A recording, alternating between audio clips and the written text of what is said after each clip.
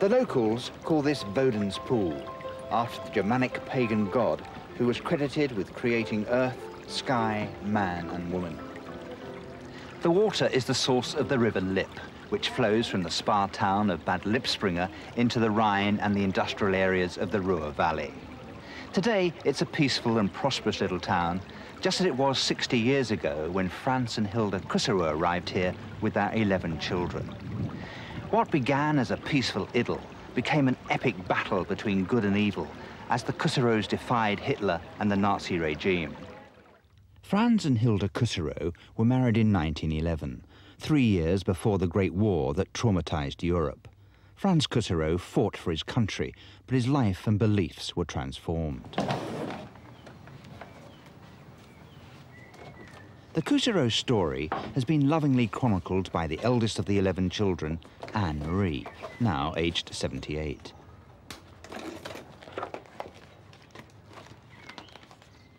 Anne-Marie's parents were born into a comfortably off Protestant environment. But the First World War and a chance meeting with a Jehovah's Witness dramatically changed their lives. Franz, a post office clerk, and Hilda, a former schoolteacher, became full-time missionaries for the International Bible Students Association. They came to this house on the outskirts of Bad Lippspringe to set up congregations in North Westphalia.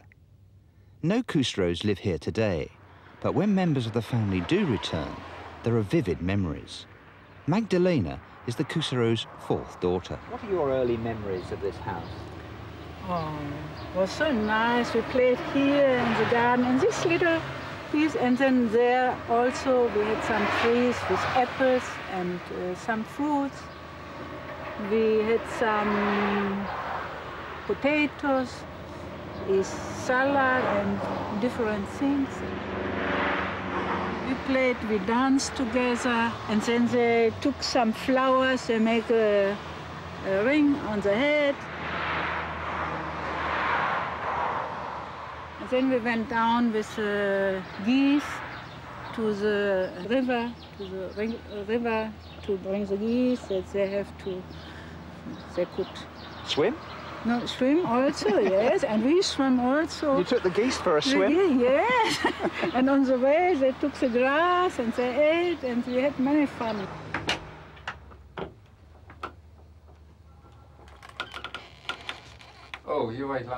It's a long time since I was here. Not since 1939, I think. The door seemed bigger then. Hans Werner, now 63, was the Kusserows' 10th child. It was a very happy time, especially as I had so many brothers and sisters. Everything was happy until I went to school. That was bad, of course. Every day when children went to school, they thought in advance, what will happen today? What will happen today? I remember many things. I remember how strong we were, how we didn't salute the flag, how we wouldn't say Heil Hitler, and how we acted a bit differently from other pupils.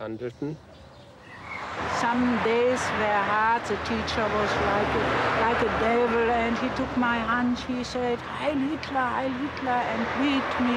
Weren't you so frightened they would hit you? Did you never say Heil Hitler? No, we never said. Because my father said, look, Heil Hitler means the salvation comes from Hitler. As we learned of the Bible, the Heil, the salvation, comes by Jesus Christ. The Kusserows' house was known as the Golden Age. A huge sign advertising the Jehovah's Witness magazine was emblazoned in gold letters outside their home. Inside, the parents gave the children their love and their time, and they taught the Bible and music, lessons which would have a lifetime's impact.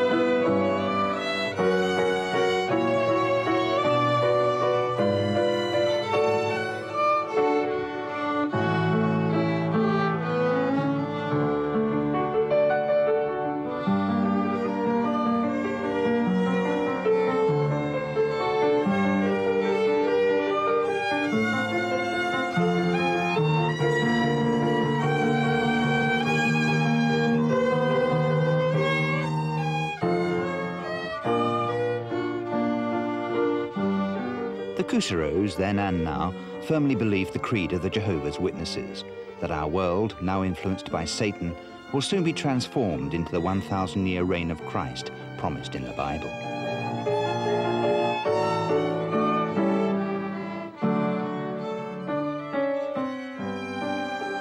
The evil will die, whilst the good and faithful will be physically reborn into paradise.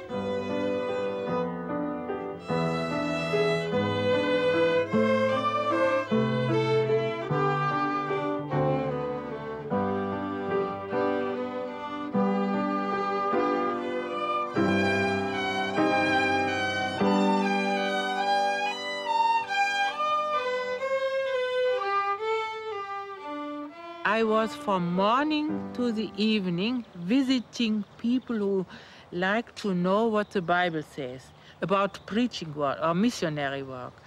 They like to receive me. Much of the literature distributed by the Cousereaus came from the Witnesses' headquarters in New York. In Germany, the Witnesses were a very small sect of just 20,000 people, and yet Hitler saw the movement as a rival ideology to the Nazis. So he set out to seize their literature and wreck the organization. So where were the books and the literature? Where was it? Here also, from there. Under the stairs? Yes, there, from there, and also Up here. upstairs. And how many times did the police come to the house? Oh, many, many times. And they hid them here? Hier? Yes. Hier waren die Steine. Hier war Boot. Well, under the eaves. Yeah, on the roofs.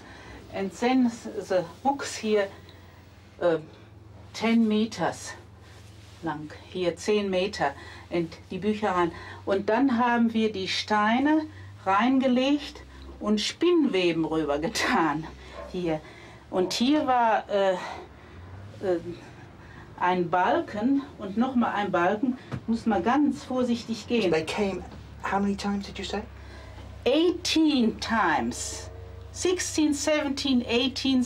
And they always searched in this area? Have not found the books. The Nazis weren't easily dissuaded. The Golden Age sign on the Cousereaus' house was blacked out. But although the Witnesses had been officially banned, the family maintained their religious activities in secret.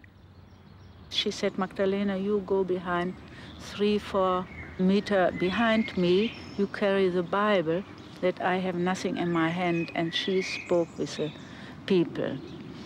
And there were one man, I don't know, was he was a stranger, he didn't belong to Bad Lippspringe. And he denounced us, he called the police.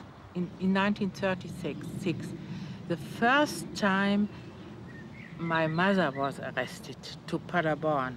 This was the first time. Franz and Hilda Cousereau were among the hundreds of Jehovah's Witnesses arrested by the Gestapo in 1936. They were briefly reunited in 1937 when this last complete family photograph was taken. Later that year, their son Siegfried died in a swimming accident. His death signalled the end of the idyll. By now, most Germans were wallowing in nationalistic pride and revived economic fortune. Communists, gypsies, homosexuals, dissidents, the handicapped, and above all the Jews, were hunted down, even in Bad Lippspringe. Today, the town memorializes its former Jewish residents. Little more than 50 years ago, they were hounding them out and baying for their blood. It seems a long while ago. For the moment, dissidents are tolerated. Jehovah's Witnesses can sell their magazine, The Watchtower, and openly recruit converts. In the 1930s, this street in Paderborn was dominated by the prison, and this is where the Cousereaus were jailed. Witnesses began to lose their jobs and pensions. The Gestapo stepped up their surveillance. But the Cousereaus' garden was still supplying fresh produce. The 3 youngest members of the family were being well cared for. They were the next target. Ja, das war einer der schwarzen Tage. Ich war zu der Zeit gerade krank. At that time, I was ill and didn't go to school. I was lying in bed here. Plötzlich kam ein Auto vorgefahren, Zivilisten, ich konnte das aus dem Suddenly a Fenster car raussehen. drove up. There seemed to be two civilians in it. I could see them from the window. Kam forsch hier rein und haben uns dann, ich musste aus dem Bett aufstehen, anziehen. They burst in and wanted me to go with them. They hesitated because I was ill, and for appearance's sake took me to a doctor to see if I could be taken away. Ich musste dann mitfahren zum Arzt, rein pro forma, ob ich mitfahren Then konnte. they collected my sister and brother from school, and we left. Meine Schwester und mein Bruder aus der Schule geholt und dann sind wir losgefahren. Denn wir wurden aus der Schule herausgeholt. We were taken from school. My brother, who was ill, was collected from home. Und wir fuhren We were taken by two policemen to the orphanage in Dorsten. nach Dorsten in das Erziehungsheim. Ich kann mich natürlich noch gut daran erinnern, wie ich mich... I can still remember how I vomited all over the jacket of one of the policemen. It took a lot of effort to clean it up once the car stopped. Die Jacke wieder reinzubekommen. Then the journey continued to Dorsten and the orphanage. Nach Dorsten in das Erziehungsheim. Am anderen Morgen mussten wir wieder, In the morning, he again told us to give the Hitler salute. And when we refused, he took us into a room, laid us across the table, and beat us black and blue. It was bad. Jeden Abend haben wir geduscht. Das heißt, die Heimleiterin... We took a shower every evening, and when the female head of the house saw us, she made us bathe separately so that the other children would not see. It was very bad. When the Second World War began, the two eldest Couserot daughters, Anne-Marie and Waltraud, escaped surveillance and left to find jobs in Berlin. It was more difficult for their brothers. In December 1939, Wilhelm, after refusing military service, was thrown into jail. Dear parents, brothers and sisters, all of you know how much you mean to me, and I am repeatedly reminded of this every time I look at our family photograph. How harmonious things always were at home. Nonetheless, above all else, we must love God as our Führer Jesus Christ commanded. If we stand up for him, he will reward us. As predominantly Aryan Germans, Jehovah's Witnesses were sometimes allowed the privilege of a Nazi trial. Later, Wilhelm's court-appointed lawyer, Dr. James Rohr, wrote to the family, I had long conversations with your son before his trial and admired his calm confidence of faith. He never wavered, although he was severely pressed from all quarters. He calmly accepted the announcement of the hour of his execution, refusing again to change his mind, that is, to abandon his faith and save his life. On the morning of the execution, I took his hand and said in consolation, Mr. Couserot, you have been wonderfully strong. Remain strong now. He squeezed my hand and smilingly replied, No, doctor, don't be troubled.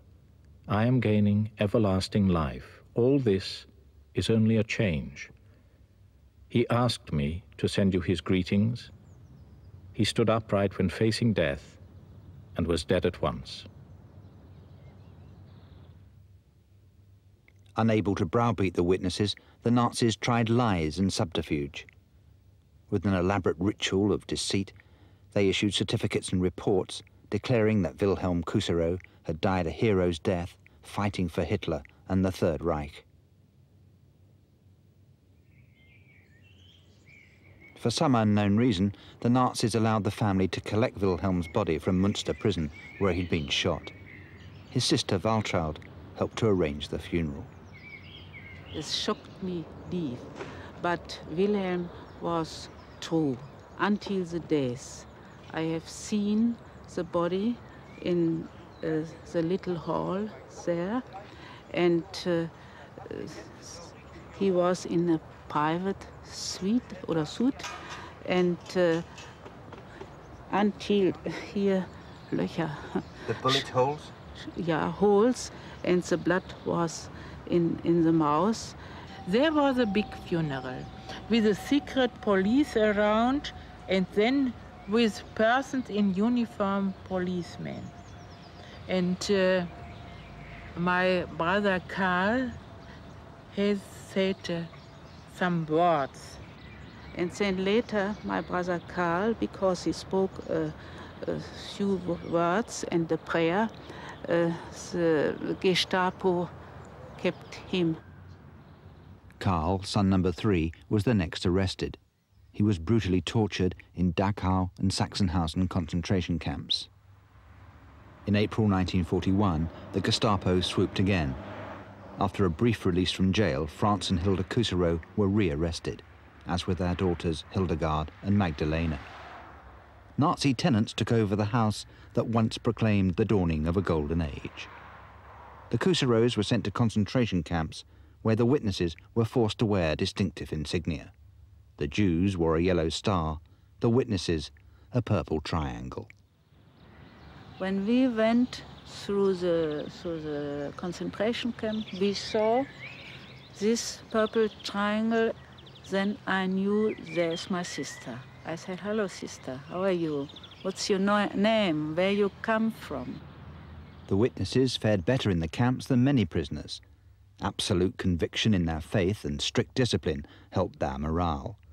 Soon, Magdalena was joined at Ravensbrück by her mother and her sister, Hildegard. I saw my mother. I was so happy, and she told me everything. She was happy, and it was really good because I had swollen arms. I couldn't walk. I couldn't dress myself because of this sickness.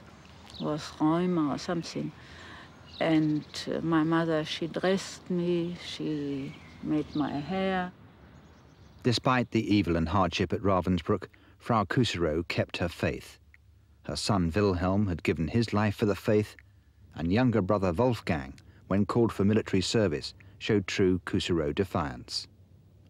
I was brought up as one of Jehovah's Witnesses according to God's word contained in the Holy Scriptures. The greatest and most holy law he gave mankind is, "You shall love your God above all else and your neighbor as yourself." Other commandments read, "You must not kill." Did our Creator have all this written down for the trees? Just as Jesus Christ and his disciples were persecuted, so are God's people also persecuted today. I know for sure that if Jesus Christ were to live on earth today, he would be persecuted just as he was then.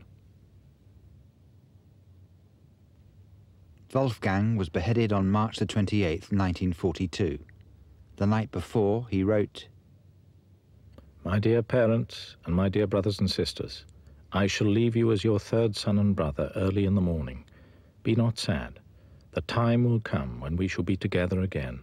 Those who sow with tears will reap with joy." In James chapter 1, verse 12, it says, "Blessed is the man that endures temptation, for when he is tried, he shall receive the crown of life, which Jehovah has promised to them that love him. In this faith and in this conviction I go from you, your son and brother, Wolfgang."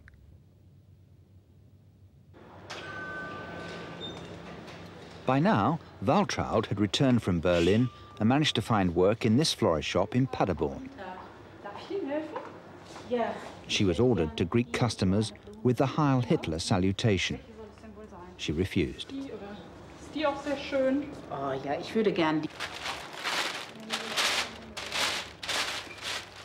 After being given 8 days to change her mind, she still refused and was arrested and imprisoned in Paderborn and told to make ammunition. I cannot walk for the war. This I cannot walk, this for the war. My brother is killed, is shot. My other brother is beheaded. My 3 sisters, little ones, the Gestapo have kept there. And my other brother in concentration camp, my mother in concentration camp, my 2 sisters, and also my father in prison. No, I cannot make that. By 1944, just one member of the Kuserow family was free, Anne-Marie, who was still in Berlin. Every week I had with me in my apartment some persons to have a Bible study. And therefore I was arrested. There must be a person who has observed us. The Nazis had rounded up every single member of the family. Some were dead, and the future for the rest uncertain. Yet they had a lifeline. Unlike all other prisoners, Jehovah's Witnesses could secure their release simply by signing a declaration that they'd abandoned their faith. Of the thousands arrested, only a handful did so. I was not ready to sign. I thought I have think over my parents, my little children. I mean my brothers and my sisters. They are so faithful, so obedient, although we all were separated. We were all separated. And when I now am free, what should I do? My conscience, I have thought it over. It is impossible to be unfaithful. How could I sign that I'm not a witness? How could I leave my faith? Never, never, never. In April 1945, Ravensbrück concentration camp was liberated. Hilda Kusserow and her daughters were released. Imprisonment had strengthened their faith, and morally the witnesses had defeated the Nazis. Hilda was reunited with her husband, and with the surviving members of the family, rebuilt their lives. Although they never returned to their Golden Age home, they always remained faithful Jehovah's Witnesses. They were back in a Germany where the Protestant and Catholic churches were still the predominant religious groups. Despite rebellion and martyrdom by some believers, most church leaders had bowed the knee to the Nazis. Hitler, confirmed a Catholic, was never excommunicated. The church was silent, whilst millions of Jews and others died. Among the organized Christian religions in Germany, it was only the Jehovah's Witnesses who refused any compromise at all with Hitler and the Nazis. Like the first Christians, they too were reviled and ridiculed, and they were martyred. Among the millions who perished in the Holocaust, there were some 5,000 Jehovah's Witnesses, and yet those who survived still proclaimed, there is a purpose to all this. There is a God.